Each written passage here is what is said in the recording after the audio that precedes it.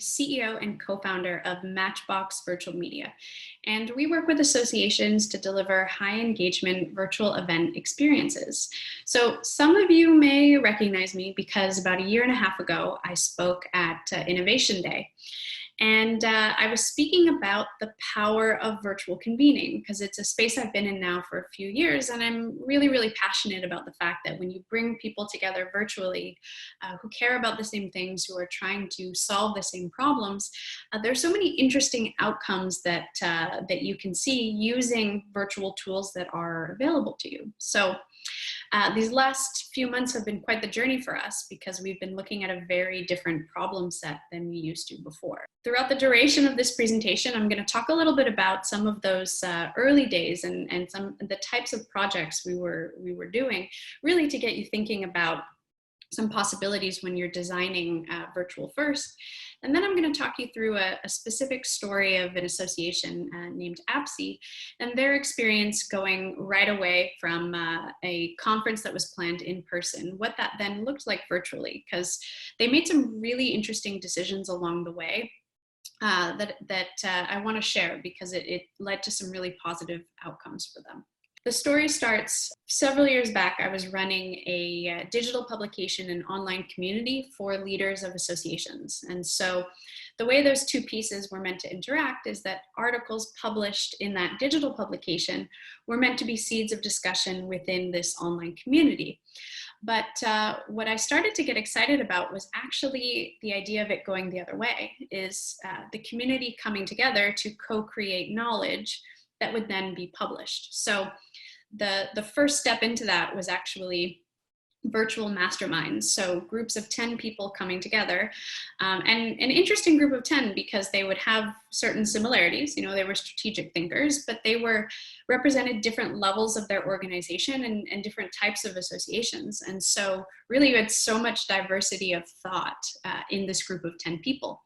And so what I started to do was record the conversations among, and they knew, record the conversations among these 10, because what was happening is someone would bring a problem that they were facing and the group would collectively workshop solutions. And what I was realizing was that because there was so much diversity of thought, you had so many different robust solutions. So one of those times I opened up a Word document and I started writing problems identified, solutions identified, and it was, 4 or 5 pages of really good stuff that came from their 1 hour of conversation. So this was something, it definitely jump-started a passion in the power of collective knowledge, but it also was something that was really, really hard to scale. My job was to build this publication and online community, and this was just a group of 10.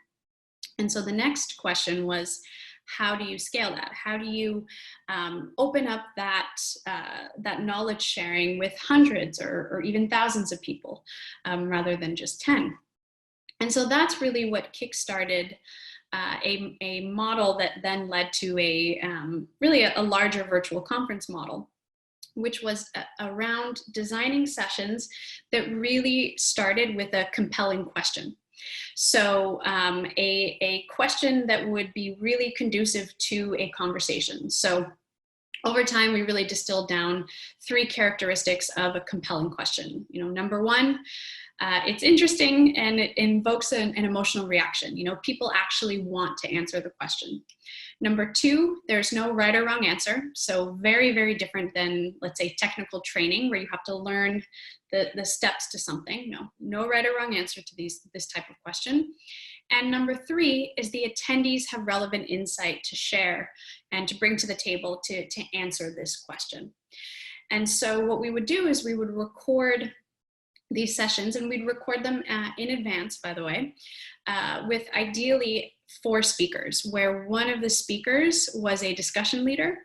And we purposely were looking for speakers who were going to come at that compelling question from a different angle. We really wanted diversity of thought represented there because it would provoke further diversity of thought down the road, because we were then taking these sessions, broadcasting them out in this virtual conference environment, and opening up an attendee chat, which was really about continuing the conversation. So the speakers were in the chat as well. And this was really, you know, the attendees were bringing their own questions, their own insights. They were responding to each other. And it was a really valuable space for knowledge creation. And we learned a whole bunch of things along the way about how to ensure that positive conversational environment occurs and takes place. And so what we would do then at the very end of these conferences, where we'd have literally thousands of chat messages of very profession-specific, relevant information, is we would extract some of the biggest insights and turn those into ebooks that we would make back available to the community. So the equivalent of me in that Word document, problems identified, solutions identified, we had a lot of that largely documented, which was fantastic. And so these ebooks, they would be a culmination of insight from so many different people. And so they were widely shared, and it was just endless fodder for content and ideas. The other thing that was really powerful about them is that there were many insights that could then be used to inform future programming. Particularly, the most interesting feedback loop was we were identifying compelling questions in those attendee chats for future session topics. We also were identifying future speakers. You know, we had some people who were really positively outspoken in that space, and so we would invite them into the future.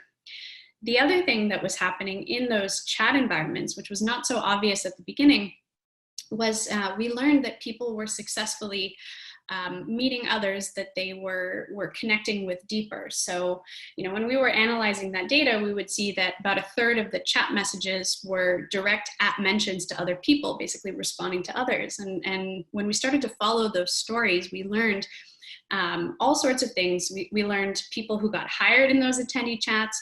We learned about people who started a relationship there and continued forth. We also learned about ideas that were shared there that then turned into real action. So it was like these events were this trigger point for so many different, it was like a spark for so many different things that came out of it. And so that was something that I personally became very passionate about, which is why I started Matchbox. You know, this was about taking that whole system and approach and working within other communities for similar outcomes. So our first year, we worked on some really interesting projects. The one that stands out the most was within the CPA profession. So we partnered with 2 state societies in particular, and then extended out that partnership to all these organizations that you can see here, because their community was dealing with a pretty significant hurdle to overcome, which was their spaces being significantly impacted by AI and automation. And what it fundamentally means at the core to be a CPA is shifting. And so this event was about bringing their community together, getting, you know, buy-in from their members that their world is changing in this really big way. And so they wanted to get a sense of where their community was at. They wanted to hear from their folks, you know, where they were getting their knowledge from, how they were upskilling, what skills even are required in the new digital age. And so we worked on this project. And so the results were pretty incredible. You know, it was a 3-hour event. And at the end of those 3 hours, there were 33,000 words exchanged, which is the size of a small novel, by the way. And they had asked, we had worked with them to develop a series of questions, of pointed kind of survey questions along the way. So they also had hundreds of answers to these survey questions. And so then it was a question of making meaning of that insight. So we worked with them on an ebook that was then published that was a culmination of the knowledge and insights shared. So this project in particular, I call it our ninja level project, because our super ninja level project, because we had a whole team of co-creation specialists and an AI engineer that was working together to make meaning of what occurred in the conversations. And so one of the most kind of interesting, tangible things that came out of it in that ebook was this mind map of topics, of the things within in the attendee chats and the speaker discussions and those pointed survey questions, kind of what those main topics were. And this actually turned out in a huge way to inform their future programming down the road. So these were the types of projects that we were working on pre-COVID and getting really, really excited about the feedback loop and the potential of all of this. And over time, as we worked on these different projects, we started to see patterns in the knowledge that was useful and valuable out of those different outputs. So this image here is a culmination of some of the big realizations that we had of what could be useful and pulled out of these virtual conference environments. So the attendee chats, for example, the easiest low-hanging fruit one are resources. You know, as the conversations were taking place, people would it would spark ideas of books that they've read or relevant articles that they've read, and you could absolutely see how compiling those, and it could be its own future article, or even the topics of what was discussed within those articles or those books could be future content. One of the ones that was most exciting to me out of those attendee chats, as I mentioned, were the compelling questions. Is what are people asking? You know, can you spark whole entire pieces of content in the future around some of those questions? Now, as far as those pointed survey questions went, the two most interesting ones to me was crowdsourcing insights. So asking a question where the responses that the attendees give are relevant and interesting to each other.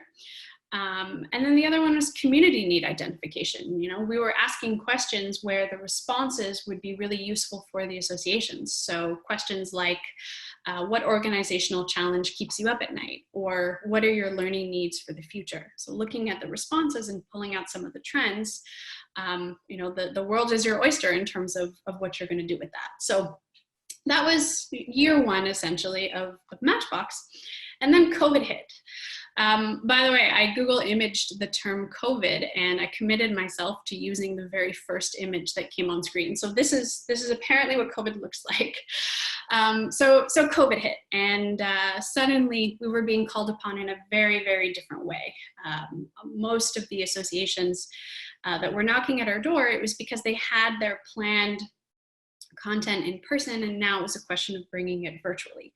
And so what we learned is that a lot of the infrastructure that we had developed in the first year was hyper relevant to this new problem set, although it also had a whole new set of challenges to overcome. So we had started to specialize in this specific type of session, and so very quickly expanded from there. And so when people ask us, you know, what is the solution you bring to the table?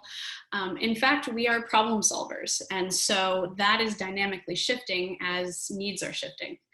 So I want to tell you guys a little bit about a specific story and example. So APSI, this is an association that we work with and have a very interesting story. So APSI is the only national organization to focus exclusively on inclusive employment and career advancement opportunities for individuals with disabilities. So APSI was one of the very first organizations that we worked with post-COVID. And I remember my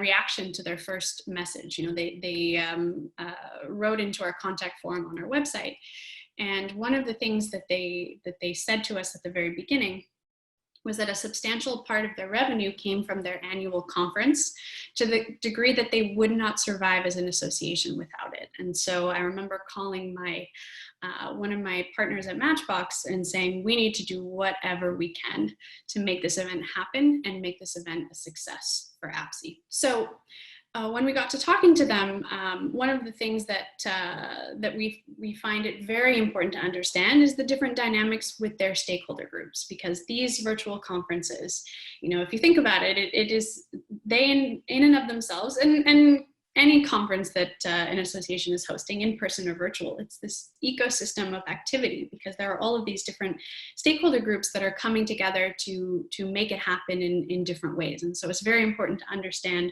where they're all coming from, because their needs are going to differ. So APSI situation. They were dealing with a very nervous board. You know, this was a group that wasn't particularly risk adverse. May sound familiar. They were dealing with devastated attendees, devastated because they weren't able to meet in person. There was a core group of influencers, really, who had been coming together as a tradition for 30 years in the in-person space, and were convinced that virtual was not going to work for them. And they also had a set of sponsors, and this was a bright spot for them. Their sponsors were understanding of the situation. You know, this was an environmental thing impacting them, and loyal. And so they were on board for what was going to happen virtually. And I credit Jenny as the executive director of APSI. I credit her with this because she very, very early on was very candid with the sponsors and brought them along that thought process. That's one thing I highly, highly recommend, is starting those conversations early. So they also had a set of unsure speakers. And that, by the way, is something we have found pretty unanimously, is a subset of the speaker community that's terrified of going virtual. You know, they had their presentation set, they had their way of doing it in person, and now having to move that virtually, not only are they needing to learn what an engaging session is like virtually, but they're also having to tackle new technologies and all sorts of different questions.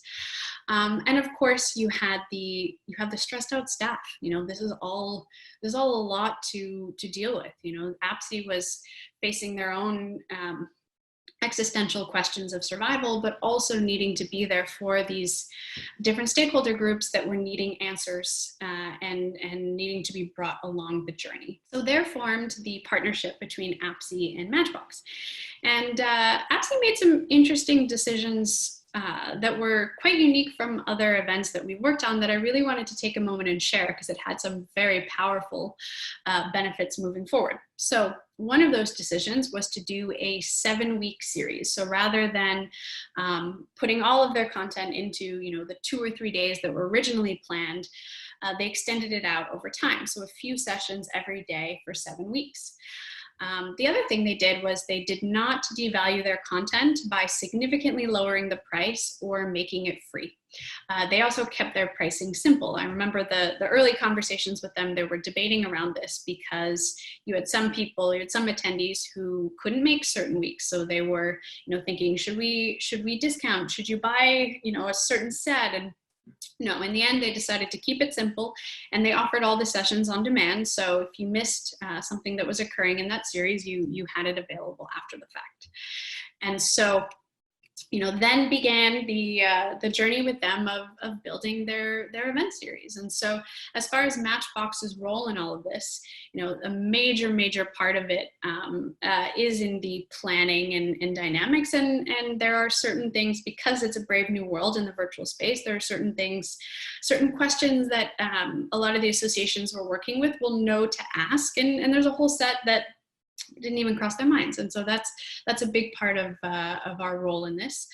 And a big part of it is in the journeys of those stakeholders. You know, the groups I mentioned, the speakers, the attendees, the volunteers, the sponsors, this is a journey for them going into the virtual conference space. And so we've built out step by step what the process looks like to bring them up to speed and to set them up for success.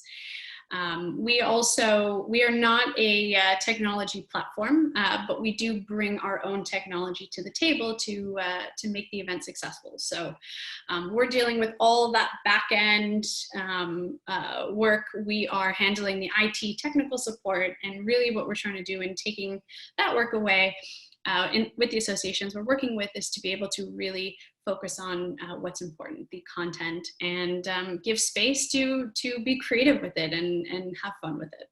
So I mentioned owning the journey of the different stakeholder groups. So I'm going to give you a specific example of speaker success and what Matchbox's role is in helping speakers be successful. So for starters, every speaker within a conference that we are helping produce we introduce them to a speaker success coordinator on our team. And that person's role entirely is to own that journey. And so that person is answering the inevitable set of questions that come. There's always that percentage of speakers who are particularly nervous and sometimes even literally need to get on a phone call and help talk through what they're going to do and what the experience is going to be like. The speaker success coordinator is also handling all the logistics of recording the sessions. So the next step of the journey is a speaker training. So this is a training that we hold where we invite speakers of a given conference. And so a lot of those questions get answered there, and that training happens within the virtual conference environment that they will be, the final event will happen in. So even just being in that space at that time answers a lot of those questions. Then the next step is recording the sessions. So for the most part, we highly recommend recording the sessions in advance, but one of the key parts to that being successful is having a session director on with the speakers. And so they're there helping set them up, troubleshooting their lighting and audio, video, all of that. But most importantly, giving them an audience of someone that they are speaking to and really assuring them that any mistakes that occur will be edited out, that it's all going to be good. And so that same person that's doing the session directing is then editing the content after the fact. And so the final piece is a nice polished session. And so as that session plays during the conference, the speakers are then able to be in the event, answering questions and really being part of the community. The jitters of presenting have already taken place, and now they can really be in this event together. And so we have found that this alleviates a lot of nervousness, but also the importance of giving the speakers a great experience, because they are one of the first stakeholder groups that your association is working with for this virtual conference. And a lot of them are the major influencers in their space.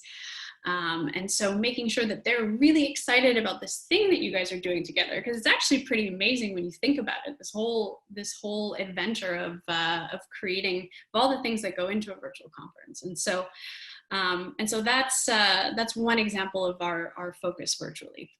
So how did it go? How did their event go? The very first day, the opening day of their 7-week event, they did something really cool, which is in the opening presentation, their president asked everyone to identify in the chat if they were a first-time attendee. And the chat went wild, message after message in the chat. And you really felt, it was like, honestly, it was like a virtual hug. You really felt the community that was there. And one of the things that APSI learned was that there was a whole subset of their community that really wanted to be part of the annual conference, but for financial reasons, for accessibility reasons, were not able to ever attend their in-person conference, but they were able to attend for the first time because it was virtually. So now they had opened this up to a new group. So then the question, of course, is how did the existing loyal group feel? So I got onto a Zoom call with Jenny at the end of day one, and when I entered the Zoom room, she was crying. I was like, oh no, what does this mean? And it turned out she was crying tears of joy because her inbox was flooded with messages from that core influencer group saying how excited they were about it, and that virtual did work for them. This is a moment in time when we do have to be separate from each other and disconnected from each other, but creating that experience of bringing people together and that virtual hug of feeling the community there and embracing the social learning aspect of the virtual space really led to some positive outcomes for them. So they had heard from their different stakeholder groups that they were happy, but of course, the big question was how did this do for them financially? This was one of the big success conditions for them. And what we learned is that their virtual conference actually netted them about 20% more than they had projected their in-person to. And not only that, because this was an event series, what happened after the first couple weeks is they actually had some sponsors come to them completely out of the blue, interested in becoming sponsors for the first time and interested in being part of the rest of the series. And so the mechanic of the series was really positive for them financially, which is one of the reasons why I wanted to share their story with you guys.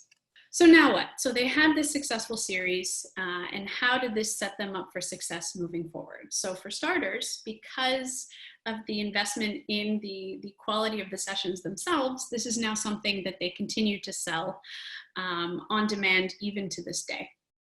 So that's number one. Number two is all of that data is fodder for their future programming. We're actually just about to undergo a workshop with them to go through that data and ideate moving forward of what they can do.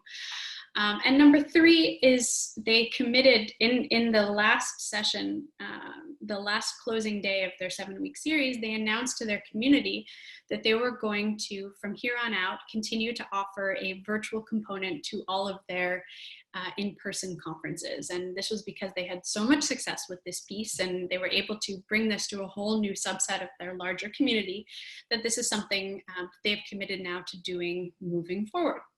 So as far as using their data for the future, I'm putting this image back on the screen so you have more time with it and you can let it sink in a little bit more of the types of value that you can get out of your data, because our project with them in looking will really be sorting through some of these pieces, particularly looking at their future topic ideas. Now, as far as implications for their hybrid experience, because I know a lot of you are probably looking at hybrid and looking at how to balance the in-person and virtual, I have a few things to share with you to consider. Okay, so for starters, one thing I would encourage is the possibility that your virtual component doesn't necessarily have to happen at the same time as the in-person.